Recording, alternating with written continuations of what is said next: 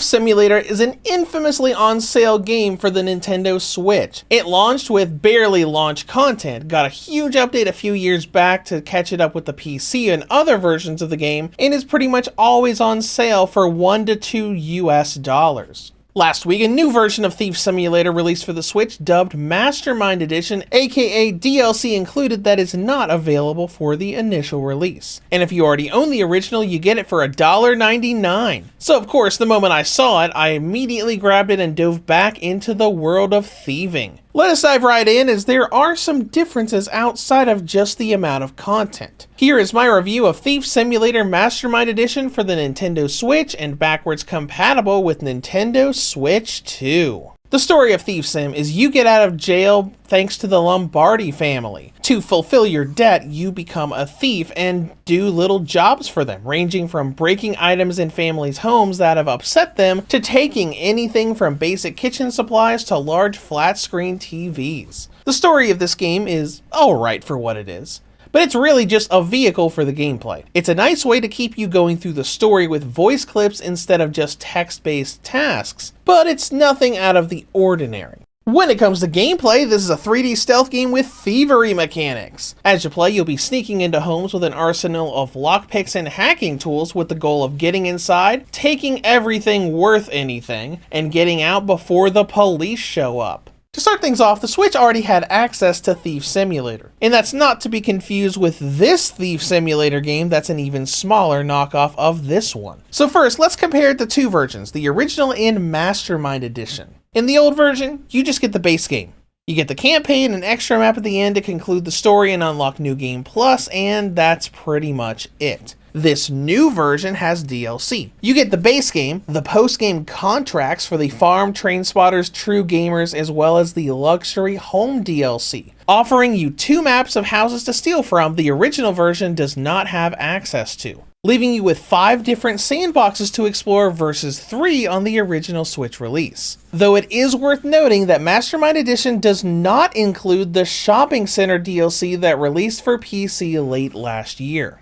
The unfortunate thing here is that Mastermind Edition is considered a separate install from the original, meaning they have separate save datas on the Switch. If you want to play all that DLC that requires you to be level 25 to 27 to go into, you have to play the game again from the very beginning. But there are a couple better changes. The pawn shop you can visit has been redesigned. They replaced Hugo with a different model who now just says welcome when entering instead of the welcome back from before. Something that isn't really a big deal, but I was a little sad about. More importantly, the shop allows you to sell big items without dragging them into the shop and placing them onto the counter. You still have to do that in the original version, but in Mastermind Edition, you just go and talk to Hugo 2.0, and it will all be on the list of items to sell regardless of whether or not it's still in the back of your car. Another addition are police patrols. If you trigger police alarms too much in a single neighborhood time and time again, aka not being great at stealth,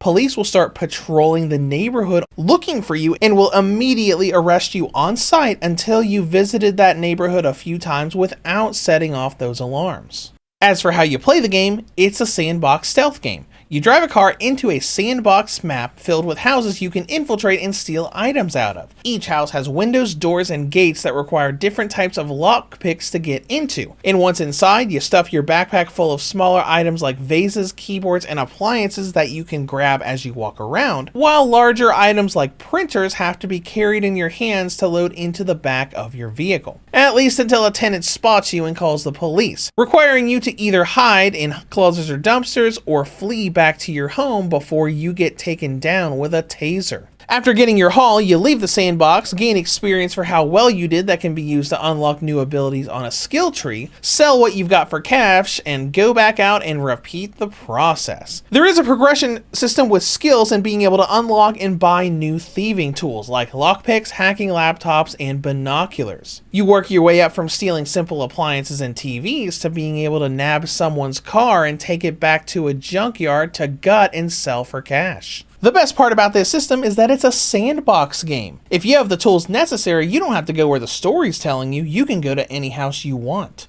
I've always loved how much detail they put into this system. Just getting inside a home has different lockpick minigames, from the spinning Skyrim and Fallout lockpicks, pin-based Oblivion-style minigames, a glass knifer quietly entering through locked windows, all the way to using a laptop to hack into electronic locks and bypass door and camera security systems. Plus, there's a bunch of other mechanics to learn tenant routines and thieve when they're not home, buying hints to be able to know where valuables are, and having to manually disassemble jewelry and vehicles that you bring back home with you. And on that, it's almost a running joke that these developers created a car mechanic sim that they just threw in the middle of Thief Simulator, where the act of disassembling vehicles is absurdly detailed, grabbing not only parts like batteries, wheels, and catalytic converters, but individually taking out screws and spark plugs to get to the casing of the inner parts of the engine itself, having little disassembly minigames to make a little bit more money turn into 5 to 10 minute treks of getting everything you can out of a vehicle until there's nothing left.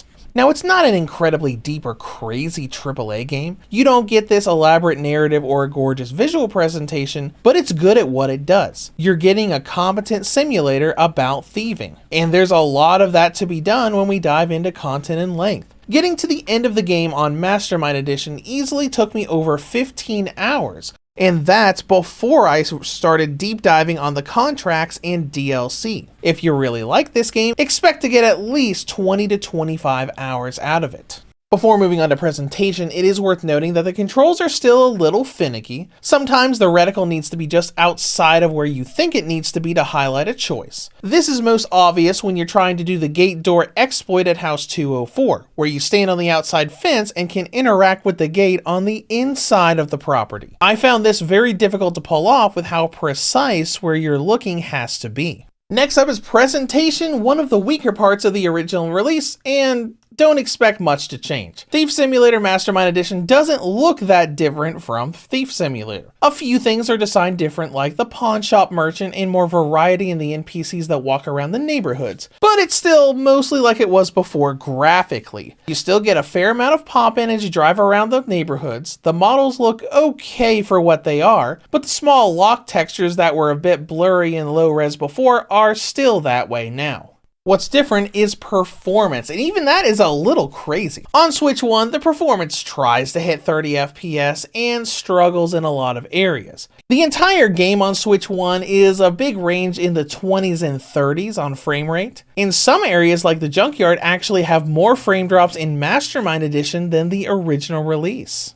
But like so many other games we've reviewed lately, when you go on Switch 2, it's a completely different story. The original release on Switch 2 played at 30 FPS but still had a lot of hiccupy drops. But Mastermind Edition is a very solid 30 FPS on Switch 2. Occasionally I'd see a weird little hiccup here and there, but all in all, it's a very smooth experience. Sure, it isn't 60 FPS, but if you've ever played the PC version of this game, it can't even manage to go over 30 to 40 FPS on the Steam Deck on its lower settings. It is a bit glitchy though. Many times when I would go through homes, I would see items like the instruments in the Torres residence that weren't actually there. The renders would be there in the distance, but when you walked closer, the game would quote unquote remember that you already took those items during an earlier visit and they would disappear. That's all I've got for presentation. So in terms of battery life, the original and light models will get 2 to 3 hours out of Thief Simulator Mastermind Edition. The V2 and OLED models will get about 5 to 6 hours, while the Switch 2 gets 3 hours and 10 minutes. In conclusion, Thief Simulator has come back to the Switch with a more proper release that includes DLC. Now, the downside, the game is a bit on the glitchy side. It doesn't include the shopping center DLC from last year, and it's something you really need to just play on the Switch 2 to have a smooth experience, even with 30 FPS. But if you do have a Switch 2 and like this game, it's a fun little sim about thieving and spending way too long disassembling vehicles. Reviews to Go rates Thief Simulator Mastermind Edition for the Nintendo Switch a 7 out of 10. If you have any comments or questions, feel free to leave them below. Thank you for watching and have a great day.